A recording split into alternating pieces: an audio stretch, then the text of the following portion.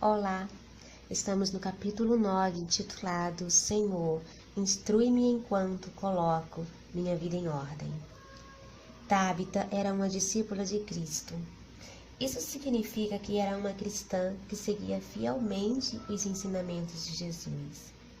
Ela também fazia muitas obras de caridade que beneficiavam outras pessoas. Como resultado, era extremamente querida.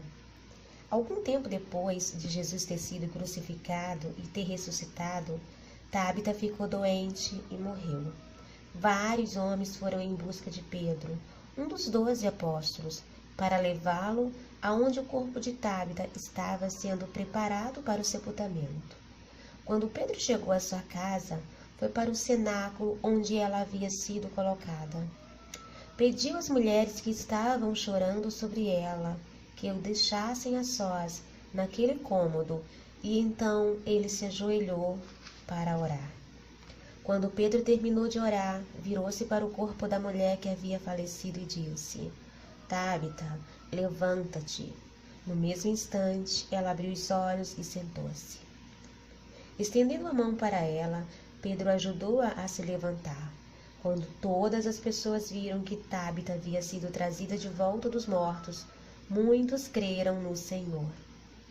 Não se sabe mais nada sobre Tábita, mas por esse breve relato de sua vida, fica claro que ela era uma mulher que tinha suas prioridades em ordem. Ela amava o Senhor, ele amava os outros. Ela possuía o coração de uma serva. Ela vivia de modo que agradava a Deus e abençoava as pessoas. Todas essas informações sobre ela encontramos numa única palavra: discípula. Quando vieram as dificuldades sobre a vida de Tábita e ela foi abatida a ponto de morrer, Deus enviou um de seus fiéis discípulos para orar por ela e trazê-la de volta à vida. Será que isso teria acontecido se ela fosse cristã só de nome, vivendo à margem daquilo que Deus desejava para a vida dela? Será que isso teria acontecido se ela não amasse a Deus, não amasse os outros, não tivesse o coração de uma serva, não oferecesse de si, não obedecesse? Creio que não. A vida dela estava em ordem e Deus a abençoou por isso. Deu-lhe ainda uma segunda chance. É isso que Ele deseja fazer por nós, se o colocarmos em primeiro lugar. Prioridade número 1. Não podemos ter uma vida bem-sucedida sem que tenhamos prioridades corretas. No entanto, algumas de nós tentam fazer isso todos os dias. As prioridades corretas não são algo que você consiga identificar sozinha. É preciso que sejamos guiadas pelo Espírito Santo a fim de compreender quais devem ser. Nossas duas prioridades mais importantes vêm diretamente da Palavra de Deus. Jesus nos falou sobre elas quando disse: Amarás o Senhor teu Deus de todo o teu coração, de toda a tua alma e de todo o teu entendimento. Este é o grande e primeiro mandamento. O segundo, semelhante a este, é: Amarás o teu próximo como a ti mesmo. Não há nada mais claro do que isso. Se você não tiver essas duas maiores prioridades, amar a Deus e amar o próximo, elas servirão de guia para determinar todas as outras prioridades da sua vida. Seu relacionamento com Deus deve ser sempre a prioridade número 1, acima de todas as coisas. O Senhor diz: Não terás outros deuses diante de mim. E Ele fala sério. Deus quer a sua atenção exclusiva. Quando você buscá-lo, antes de tudo, a cada dia, e pedir-lhe que ajude a colocar a sua vida em ordem, Ele o fará. Sei por experiência própria, e estou certa de que você também sabe, que quando não buscamos a Deus em primeiro lugar, nossa vida foge do controle. Como resultado, nossa vida começa a nos controlar, em vez de nós a controlarmos. Deus é um Deus ordeiro. Podemos ver isso ao olhar para o universo. Nele nada é aleatório ou acidental. E de acordo com a vontade de Deus, nossa vida também não deve ser.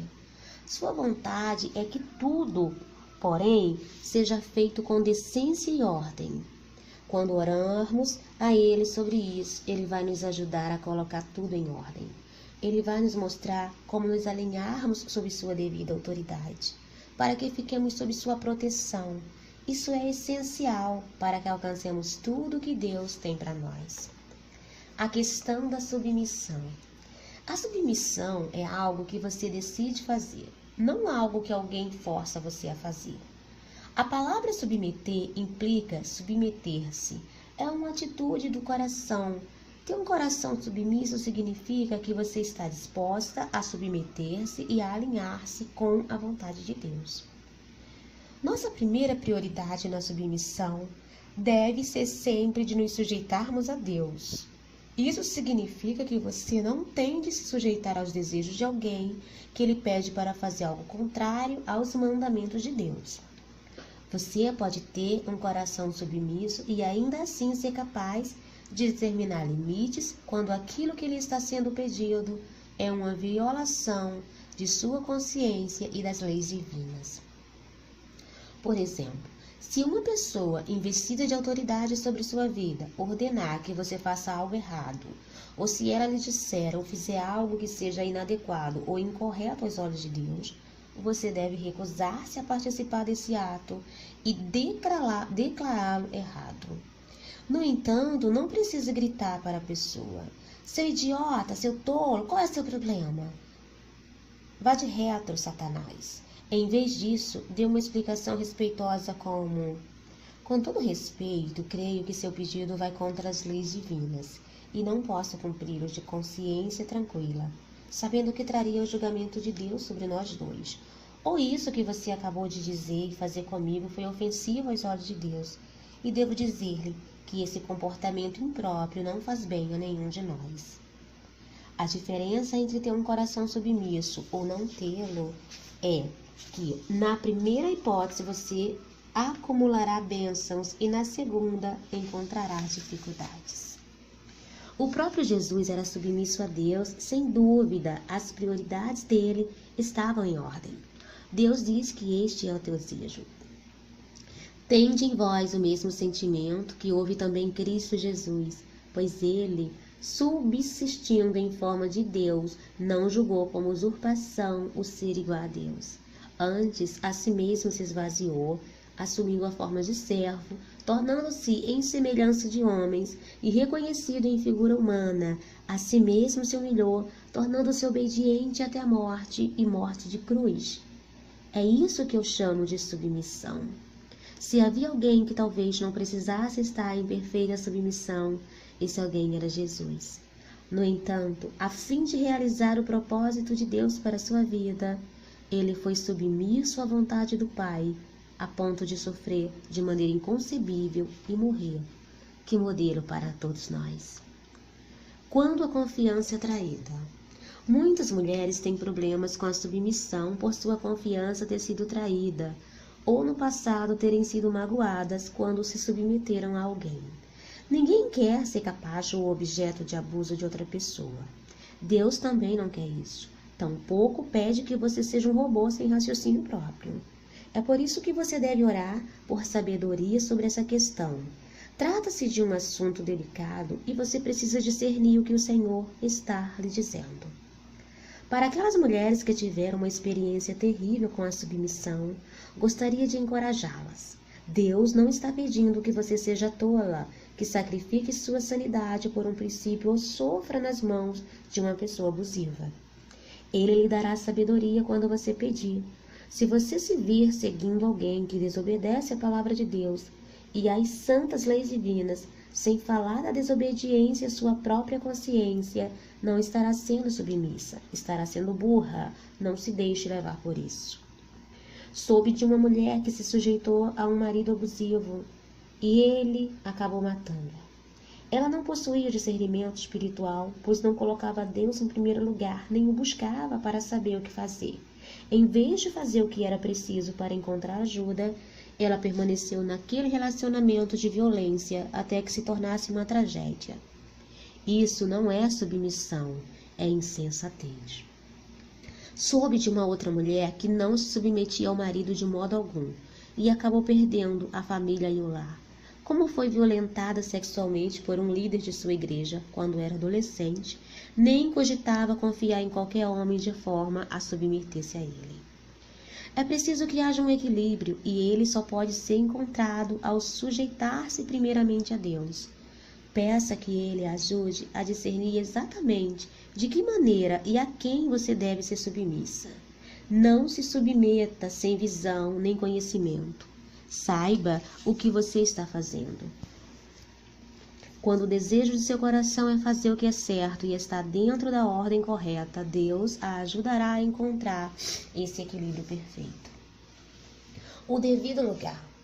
A Bíblia diz que devemos nos sujeitar às pessoas investidas de autoridade designadas por Deus em nossa igreja, em nossa família, em nosso trabalho e em nosso governo.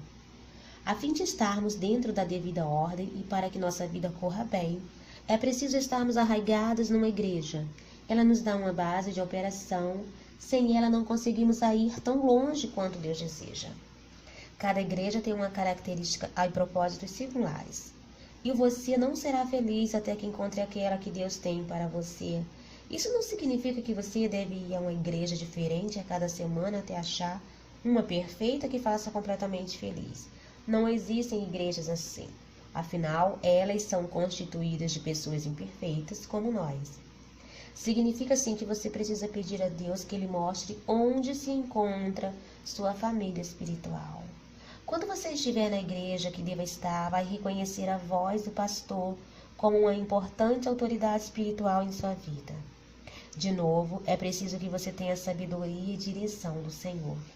Se as figuras de autoridade em sua igreja saírem da linha e se houver imoralidade, corrupção financeira, ensinamentos não bíblicos ou pecado, você não deve se sujeitar a esse tipo de liderança. Peça a Deus que a afaste de relações que não sejam santas. Todas nós precisamos de um pastor, de um líder cristão forte ou de um mentor que fale a verdade para a nossa vida. Deus lhe dará discernimento sobre quem é essa pessoa. Não me entenda mal, não se trata de ter um guru. A autoridade espiritual em sua vida é um mensageiro de Deus, não alguém que deve ser adorado no lugar de Deus. Também não importa se essa pessoa é homem ou mulher. A Bíblia diz: não pode haver judeu nem grego, nem escravo nem liberto, nem homem nem mulher, porque todos vós sois um em Cristo Jesus. Trata-se de ter alguém em sua vida para lhe dizer a verdade em amor e apoiá-la em suas orações. Além da submissão a Deus e às outras autoridades designadas em sua vida, você deve ter um relacionamento correto com outras pessoas, sujeitando-vos uns aos outros no temor de Cristo. Para submeter-se a outros é necessário amá-los como a si mesma. Essa é a chave. Quando você ama a Deus em primeiro lugar e depois o propósito, todas as outras prioridades de sua vida vão ocupar o devido lugar e você estará na ordem correta. Quando você pedir a Deus que Ele mostre claramente quais devem ser suas prioridades, Ele lhe mostrará. Vamos orar? Senhor, peço-te que nos ajude a pôr a vida em ordem. Desejo sempre colocar-te em primeiro lugar acima de todas as outras coisas em minha vida. Ensina-me como amar-te de todo o coração, mente e alma. Mostra-me quando não estou fazendo isso. Não quero ter nenhum outro Deus além de ti em minha vida. Mostra-me se tenho adorado algum ídolo. Meu desejo é servir a ti e a mais ninguém. Ajuda-me a viver de acordo com esse propósito.